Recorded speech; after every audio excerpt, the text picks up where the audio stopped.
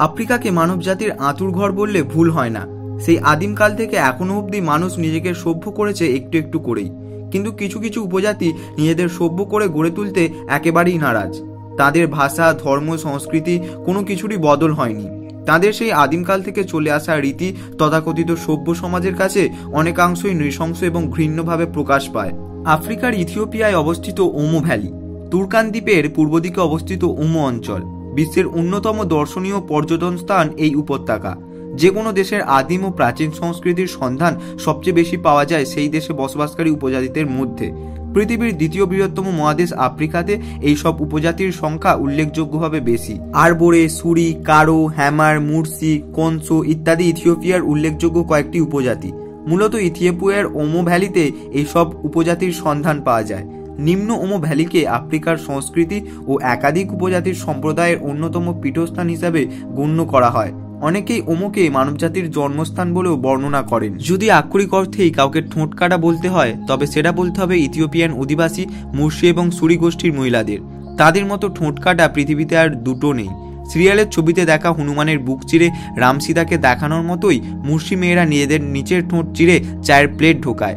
ছবিতে নয়, কিন্তু বাস্তবে। ভাবুন একবার।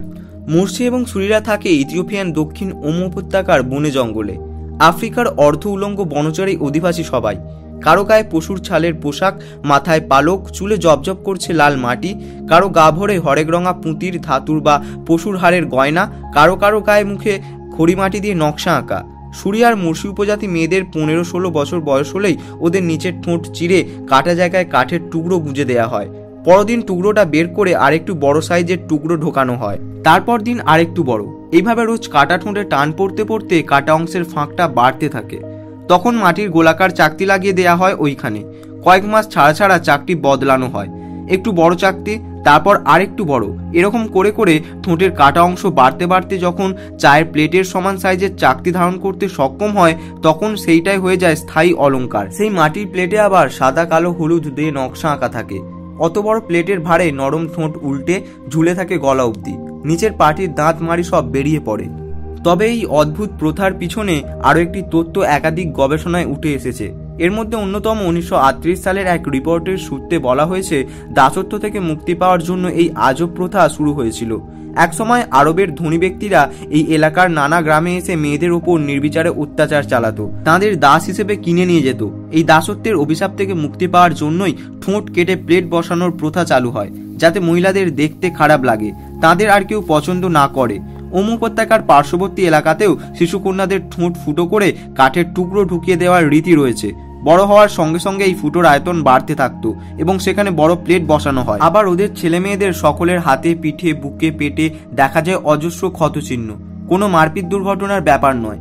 নিজেদের শরীরে নিজেরা বা অন্য কাউকে দিয়ে কাচের টুকরো বা ছুরির সাহায্যে খুঁচিয়ে এইসব করে। চামড়া ভেদ করে মাংস পর্যন্ত কেটে যায় তাতে।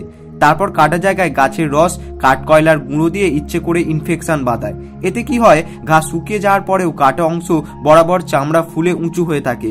যে যেমন প্যাটার্ন কাটবে তেমন নকশা হয় তার শরীরে। সরলরেখায় জ্যামিতিক নকশা, জিলিপির প্যাঁচ, ঢেউ, ফুলচাপ, ডোরকাটা, যা খুশি হতে পারে।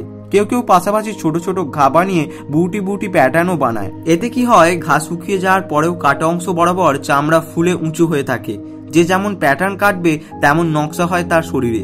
সরলরেখায় জ্যামিতিক নকশা, জিলিপির প্যাঁচ, ঢেউ, ফুলছাপ, ডোরাকাটা, যা খুশি হতে পারে। কেউ কেউ পাশাপাশি ছোট ছোট ঘা বানিয়ে বুটি বুটি প্যাটার্নও বানায়। আদিবাসীদের 3D ট্যাটু বলা যায় একে, কিন্তু ট্যাটু করা হয়তো এর চাইতে ঢের কম যন্ত্রণাদায়ক। সে তো শুধু চামড়ার ওপরের স্তরের খোঁচাখুচি, অল্প দিনেই ঘা শুকায়। আর এখানে কমপক্ষে 6 মাস থেকে 1 বছর লেগে যায়। কিন্তু এসব কেন? আদিবাসীদের কথায় সবই নাকি সৌন্দর্যায়ন। গায়ের ঘা যার যত বেশি তার যৌন আবেদন তত বেশি, আর ঠোঁটের চাকতি যার যত বড় সেই মেয়ে তত সুন্দরী। ম্যারেজ মার্কেটে তার মূল্য বেশি। এখানে বিয়েতে কন্যাপণ দেয়া হয়। মুরসি আর সুরিরা জোয়ার, ভুট্টা চাষ করলেও মূলত পশুপালক। পণ হিসেবে গরু ছাগল দেয় বরের বাড়ি। যে মেয়ের ঠোঁটের চাকতি যত বড় তার বাবা তত বেশি গরু পাবে মেয়ের বিয়েতে। এই সমস্ত অধিবাসীদের জীবনযাপন খুবই অদ্ভুত এবং ইন্টারেস্টিং, তাই না? তাই এই ধরনের আরও ইন্টারেস্টিং ভিডিও পেতে চ্যানেলটিকে সাবস্ক্রাইব করতে ভুলবেন না।